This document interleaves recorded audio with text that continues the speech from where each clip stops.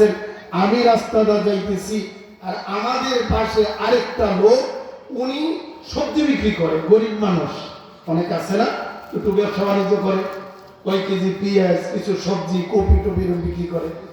তাই উনি গামছাও একটা এই ইয়ের আছে, গলার মধ্যে একটা গামছা ঝুলানো, এরপরে মাথায় একটা ডুবরের মধ্যে সবজি নিয়ে যাইতেছে। হঠাৎ করে কে যেন এমনি ধরছে, তাই ভাই বলতেছে কি হয়েছে, কই যায়, আমি তো একটু সবজি বিক্রি করতে যাই। বলতেছে ভাই আপনি যে আমার এমনি বেড়া দিলেন, আপনি কে? বলে আমি আজরাইল। বলার সঙ্গে সঙ্গে উনি কি করছে, কিতাবের মধ্যে আসছে, উনি বলতেছেন ভাই আজরাইল ভাই শোনো, তোমার জন্য আজকে না, আজকে অনেক দিন ধরে আমি বছরকে বছর ইন্তজার করতেছি, অপেক্ষা করতেছি। ভাই ওই যে একটা গামছা দেখছো, এটা আমার যায় নামাজ, আমার কিছু আমল আছে। এই লোকটার আমল ছিল, এক নাম্বার হলো এই লোকটা রাতের নামাজ কামাই দিত না, সুবহানাল্লাহ বলেন, অর্থাৎ তাহাজ্জুদ নামাজ ছাড়তো না। আমাদের তো বন্ধুত্বের নামাজে খবর থাকে না। পরে বলতেছে আল্লাহু আকবার। দুই নাম্বার হলো ওযু ভেঙে গেলে সর্বহালাতে আল্লাহু আকবার ওযু করে থাকতো। এমন একজন সাহাবী ছিলেন বেলাল হাফসি রাদিয়াল্লাহু তাআলা আনহু, কথা ঠিক কিনা? এই জন্যই তো বেলাল রাদিয়াল্লাহু তাআলা আনহু আল্লাহু আকবার, আল্লাহ রাসূল মিরাজ থেকে আসেন, বেলালকে দেখে আল্লাহ রাসূল হাইসা দিয়েছেন। আল্লাহ রাসূল বলতেছেন কিও বুঝলাম না, এই জমিনের বেলাল আরো সে কেমনে আমার আগে আগে চলে গেল। এ বেলাল বলো দেখি তুমি এমন কি আমল করো যার কারণে তুমি আমার আগে চলে গেছো? বলতেছি ইয়া রাসূলুল্লাহ, আমার মধ্যে এমন কোন আমল নাই, কিন্তু আমি একটা কাজ করি, আমার যদি ওযু চলে যায় আমি সাথে সাথে ওযু করি। যদি নামাজের সময় হয়, নফল নামাজের সময় নিষিদ্ধ টাইম যদি না হয়, ওই সময় আমি 2 রাকাত নামাজ পড়ি। বলেন সুবহানাল্লাহ। আল্লাহ রাসূল বলেন সামান্য একটু আমল করার কারণে আমি রাসূলের আগে তুমি চলে গেছো। বন্ধু বলতেছিলাম এই লোকটার 3টা আমল ছিল। এক নাম্বার, এই লোকটা কি করতেন না, রাতের নামাজ কামাই দিতেন না। 2 নম্বরে এই লোকটা ওযু ছাড়া থাকতেন না। 3 নম্বর হইল এই আল্লাহর বান্দা কোন সময় হারাম খানা খাইতেন না। সুবহানাল্লাহ। অনেক জটিল আমল না? হ্যাঁ, করলে অনেক জটিল না, কিন্তু না করলে অনেক কঠিন। যাই হোক বন্ধু বলতেছিলাম, যখন নাকি আজরাইলকে বলতেছে ভাই আজরাইল সময় একটু দিবানি, কয় কেন? কয় রবের কাছে সব সময় একটা দোয়া করতাম, আল্লাহ আমাকে তুমি ডাক দিয়ে নিয়ে যাইবা, কিন্তু তুমি আমারে সেজদা অবস্থায় তুমি আমারে ডাক দিও। সুবহানাল্লাহ বলেন। এই আরজুটা রবের কাছে বলছি। এরপরে বলতেছে ভাই তুমি আমাকে একটু সময় দাও, আমার ওযু আছে, ঢুকিরা নামাইয়া সবজির ওই আল্লাহু আকবার পাত্রটার নামানোর পরে আল্লাহর বান্দা ওখানে বৈশা যখন নাকি বলতেছে আমার এই গামছাটা হলো জায়নামাজটা বিছাইয়া দিছে। বিছানার পরে এখন আল্লাহু আকবার নামাজে দাঁড়ায় গেছে। নামাজে দাঁড়ায় প্রথম সেজদার মধ্যে কান্না করতেছে আর বলতেছে মালিক সেইটা অবস্থায় যেন আমাকে তোমার ফেরেশতা জান্নারে কবজ করে। প্রথম সেইটা অপেক্ষা করছে, কাজে হয় নাই। দ্বিতীয় সেইটা অপেক্ষা করছে, কাজে হয় নাই। এইভাবে 1 রাকাত শেষ।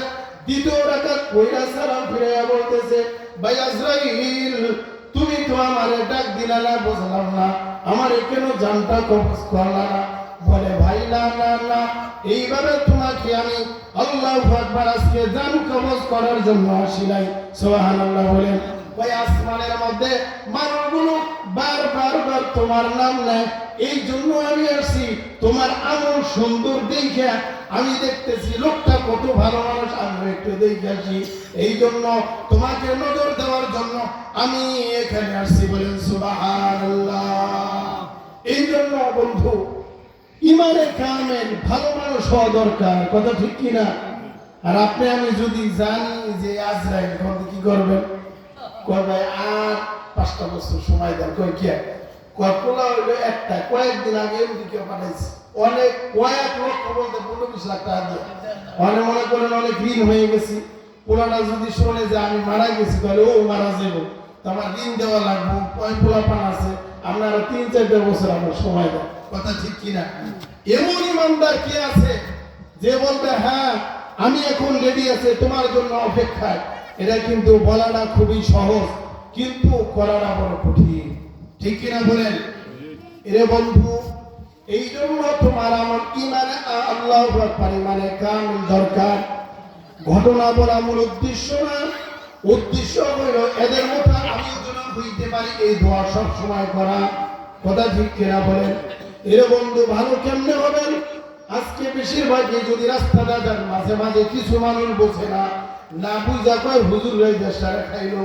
কথা ঠিক কিনা? আসলে ভাই হুজুররাই কেমনে খাইলো? আমরা পড়ালেখা করছি কোরআন হাদিস নিয়ে, কথা কন। আমরা রাস্তা নিয়ে ইঞ্জিনিয়ার নিয়ে পড়ালেখা করছি নি? করি নাই।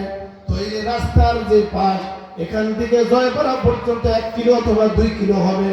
ইঞ্জিনিয়ার যে আছে মাপে একটু কমাই 1 বিগত করে বুড়ো মাপ করে কমাই দেয়। এরপর যত লক্ষ লক্ষ টাকা আছে সব কি হুজুররা খাইলো না ইঞ্জিনিয়ার খাইলো? তাহলে আপনি কেমনে কন আল্লাহু আকবার হুজুররা দেশ খাইলো? আসলে হুজুররা দেশ খায় নাই, হুজুররা আসলে খায় নাই, খাইছে খেজুররা। এরে বন্ধু বলতেছিলাম আল্লাহু আকবার। মারুজি রহমাতুল্লাহ আলাই, আবু আব্দুল্লাহ মারুজি রহমাতুল্লাহ আলাই, এরে বন্ধু ও তাজকিরাতুল আউলিয়া থেকে কিছু আল্লাহু আকবার ঘটনা বলতেছি, উপদেশের জন্য আর কোনো কিছুর জন্য না। বলতেছি আবু আব্দুল্লাহ মারুজি রহমাতুল্লাহ আলাই উনি চলছেন, উনি আল্লাহু আকবার সফরের জন্য বাহির হইছেন। জোহরের নামাজ পড়ছেন, আসরের নামাজ পড়বে, পড়ার আল্লাহু আকবার পড়বেন। এখন কিন্তু পানি নাই, আরব দেশের স্বাভাবিকভাবে পানি একটু কম, ঠিক কিনা? এখনো তো আধুনিক যুগ হয়েছে, অনেক জায়গায় পানি পাওয়া যায়, কিন্তু ওই সময় তো বেশিরভাগই মরুভূমি ছিল, রাস্তাঘাট ছিল না, পানি ছিল না। এ আবু আব্দুল্লাহ মারুজি রহমাতুল্লাহ আলাইহি উনি যাইতেছেন, চলতেছেন, যাইতে যাইতে প্রেসার হয়ে গেছেন। আসরের নামাজ আজান দিয়া পড়াইছে, ওযু করবো কেমনে, নামাজ পড়বো, শেষ পর্যন্ত তায়াম্মাম কিন্তু চেষ্টা একটু করে দেখি পানি পাই কিনা। আল্লাহর বান্দা চলছেন, যাইতে যাইতে একটা কূপ পাইছেন বিশাল বড়। এই কূপের কাছে গেছেন, যাওয়ার পর দেখতেছে পানি অনেক নিচু, পানি উঠানো সম্ভব না।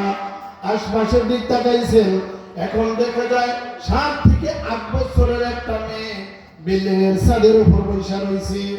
এরপরে বসে বসে আল্লাহু আকবার লোকটাকে দেখতেছে, তাকানোর পর বলতেছে মা আমার একটা বালতি দেওয়া যায় নাকি না রশি সহ? বলে কেন? কয় আমি একটু পানি উঠাইবো। বলতেছে তাই নি? কয় হ্যাঁ। কয় আচ্ছা মানান্তা তোমার নাম কি? বলতেছে আমার নাম আবু আব্দুল্লাহ মারুজি রহমাতুল্লাহ আলাইহি। কয় এই সারা আরব ভূখণ্ডের মধ্যে তোমার নামই সব সময় শুনি, সবচাইতে বড় আলম বর্তমানে আবু আব্দুল্লাহ মারুজি রহমাতুল্লাহ আলাইহি। এত বড় আলেম হইছো, কূপের থেকে পানি উঠাইবা, এখনো ওই পর্যন্ত তুমি কিছুই করতে পারো নাই। কথাটা শোনার পরে মাথাটা একটু নিম্ন করে দিছে। এরপরে বলে রাখো কিতাবের মধ্যে আসে এই মেয়েটা দূর থেকে থুতু নিক্ষেপ করছে পুকুরের মধ্যে, থুতু যাওয়ার সঙ্গে সঙ্গে পানিগুলো সব উপরে উপরে উঠে গেছে। সুবহানাল্লাহ বলে বন্ধু বলতেছিলাম পানি উঠছে, ওযু করছে, ওযু করার পর বল আল্লাহু আকবার নামাজ পড়ছে। এবার বলতেছে বলে মা তোমার বয়স একেবারেই অল্প, তুমি এই গুণ কেমনে পাইলা? বলে আমি এই গুণ এমনে পাই নাই, আমি এই গুণ কেমনে পাইছি জানো নি? বলে কেমনে? ভাই আমি একজন রাখালনি, আমি যোগের মধ্যে বিভিন্ন ধরনের পক্ষী চড়াই, উট চড়াই, এগুলোর ফাঁকে ফাঁকে যখন আমি সময় পাই তখন আমি বলতে থাকি আল্লাহুম্মা সাল্লি আলা মুহাম্মদ, আল্লাহুম্মা সাল্লি আলা মুহাম্মদ, অথবা আমি শুধু দুরূদ পড়তে থাকি। সুবহানাল্লাহ বলে কি পড়ে? দুরূদের আমল করতে থাকি। আল্লাহ তাআলা এই দুরূদের উসিলা করে আমাকে এই মাকামে রব্বে কারীম পৌঁছায়া দিয়েছে। আমি যদি বলি আজকে শুক্রবার গেছে, শুক্রবার না, কয়বার দুরূদ পড়ছেন? বলেন না কয়বার দুরূদ পড়েছেন? রাসূল তো বলছে কেউ যদি আসরের আজকে শুক্রবার আসরের নামাজের পর কেউ যদি ওই জায়গায় বসিয়া ৮০ বার দুরূদ পড়ে আল্লাহুম্মা সাল্লি আলা মুহাম্মাদিন নাবিয়্যিল উম্মি ওয়া আলা আলিহি ওয়া সাল্লিম তাসলিমা, রাসূল বলেন তার ৮০ বছরের গুনাহ মাফ হয়ে যাবে। সুবহানাল্লাহ। শুনলাম কিন্তু আমল করলাম না, এটা কোনো বন্ধু কোনো কাজ হবে না, কাজ হবে না, কোনো কাজ হবে না। এই জন্য তোমার আমার আমল করার দরকার। উলামায়ে কেরাম বলেন ফাঁক পাইলেই সময় পাইলেই তুমি বলতে থাকো সুবহানাল্লাহ, আলহামদুলিল্লাহ, আল্লাহু আকবার, লা ইলাহা ইল্লাল্লাহ, আল্লাহ। এই তাসবিহগুলো তুমি বেশি বেশি পড়তে থাকো। যদি পড়তে পারো মান আখির কালিমা লা ইলাহা ইল্লাল্লাহ দাখালাল জান্নাহ। এই সরকার দোয়ারম মুহাম্মাদুর রাসূলুল্লাহ সাল্লাল্লাহু আলাইহি ওয়াসাল্লাম বলেন কেউ যদি মৃত্যুর সময় কারো যদি জবানটা বাইর হয় লা ইলাহা ইল্লাল্লাহ মুহাম্মাদুর রাসূলুল্লাহ, এই লোকটা বিনা হিসাবে জান্নাতে চলে যাবেন। সুবহানাল্লাহ বলে এই কালিমাটা বাইর হবে কার? ইমানে কামেল যে হবে, আর এই কালিমা যে বাইর হবে কার? আমাদের ওখানে আরো কমপক্ষে ২০ বছর আগের কথা, এক মুরব্বী, উনি অনেক মুরব্বী, নামাজটা একটু কম পড়তো, আল্লাহ তাআলা জান্নাত দেখ বলেন আমিন। তো উনি আমাদের বাড়িতে একজন খবর দিল যে রহমান হালাদার মারা যাইতেছে, কিন্তু ওই যে আয়াস উঠে জানা মৃত্যুর জলজানি শুরু হয়, এর আগে উনি কি বলে জানেন? আমার গরুগুলোই কোথায়, এটা ওই জমিনটা কি চাষ করছিনি, এই দেখো দেখো। হ্যাঁ বাড়ির সবাই তো কি এগুলো কয় না, লা ইলাহা ইল্লাল্লাহ, লা ইলাহা ইল্লাল্লাহ। কিন্তু উনি বারবার ওই কথাগুলো বলে। আমি একজনকে জিজ্ঞাসা করলাম এই দাদু কি কাজ করতো? কয়েকে উনি জমিন চাষ করতো, হাল বাইতো, জমি জমা অনেক ছিল, আগের মানুষ তো নিজের কাজ নিজেই বেশি করতে। যাই হোক বলতেছিলাম, তো ওই সময় এই কথাটা ওনার জারি হয়ে যেতেছে, কিন্তু কালিমা মুখ দিয়ে আসতেছে না। কালিমা বাহির হবে কার? যেই লোকটা সব সময় চলতে ফিরতে, মসজিদে যাইতে, মাদ্রাসায় যাইতে, রাস্তাটা দিয়া সব সময় জিকির করে লা ইলাহা ইল্লাল্লাহ। এটা তো অনেক বড় কালিমা। বন্ধু সময় আমার বেশি নাই, আর মাত্র কিছু সময় কথা বলবো।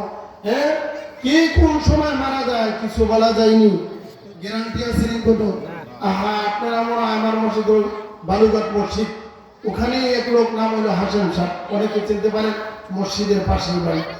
উনি ওনার একটা আমল আছে সুন্দর, সেটা হলো মসজিদে ঢোকার পর বারিন্দায় যারে পায় তারে দেয় সালাম। প্রতিদিনের মতন 5 দিনের ঘটনায় 4-5 দিন আগে উনি আমি বারিন্দায় বসে রয়েছে, সালাম দিচ্ছে, সালামের আমি জপ নিছি। নামাজে দাঁড়ানোর পর 4 রাকাত ফরজ নামাজ, 2 রাকাত পড়া আমি তো দাঁড়াইছি আল্লাহু আকবার বইলা, হঠাৎ করে আমি কি যেন একটা আওয়াজ পাইলাম। তার বিপদের সময় যদি সমস্যা হয়, ওলামায়ে কেরাম মুফতি সাহেব আছে, নামাজ ছাড়া যায় কি করে?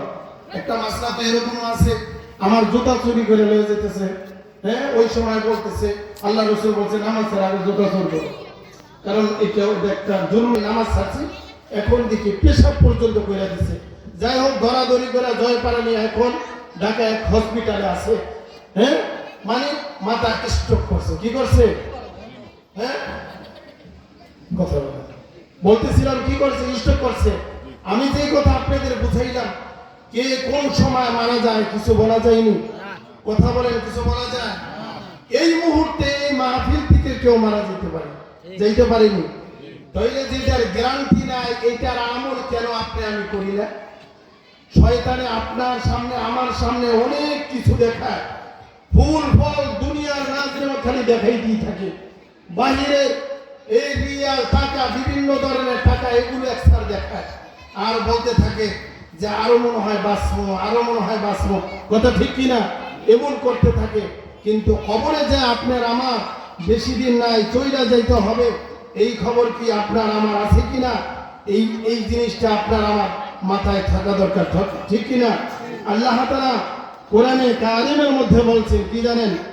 ওয়াউরিদু আলা রাব্বিকা সাফফা, লাকাদ জিতুমুনা কামা খলাকনাকুম আউওয়ালা মাররা বাল জাআমতুম আল্লান নাজআলা লাকুম মাওঈদা।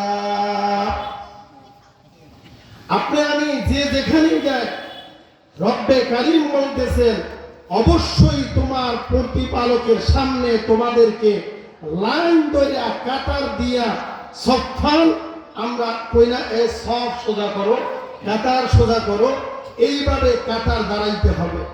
ওয়াউরিদু পেশ করা হবে তোমাদের, তার সামনে দাঁড়াইতে হবে। রব্বিকা তোমার পূর্বর সামনে সফা, কেমনে লাইন ধরে কাতার দিয়া।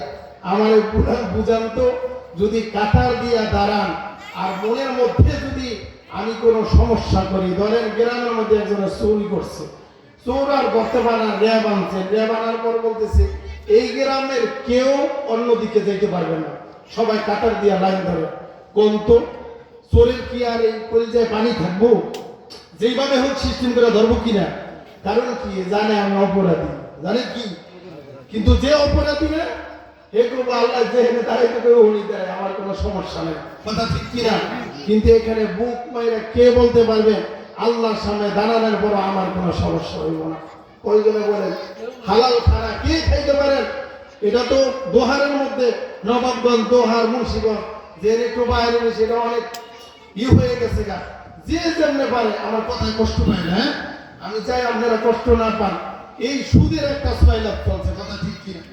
মা বোনদেরকে আমি এমনও শুনছি, আপনাদের এখানে মনে হয় ভালো, এমনও শুনছি বাইরে থেকে টাকা পাড়া ছেলে ও সন্তানরা এই টাকাটা পর্যন্ত হ্যাঁ খাইতে দেয়, ওখান থেকে কিছু রাইতে সুদে লাগে নাই, এখানে নাই, এমন আছে।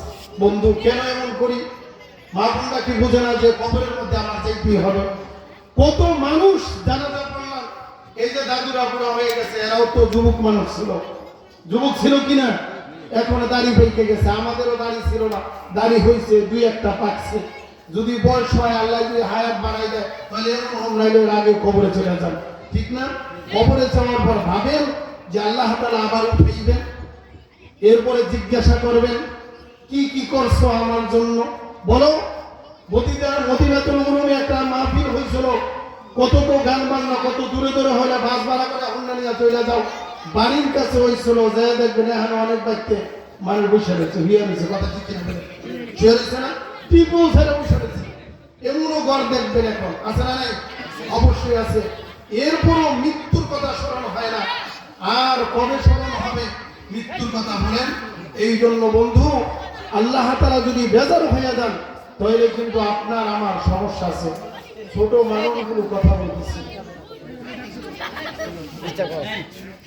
ছোট বাবারা শোনো, তোমরা কথা বলো না।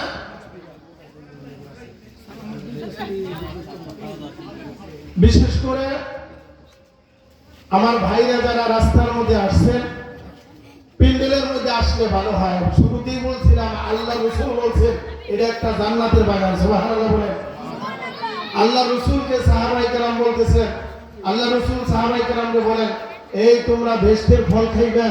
কয় কি ভেস্টের ফল? এই জীবিত অবস্থায় কেমন খাবে ইয়া রাসূলুল্লাহ? কয় ভেস্টের ফল কি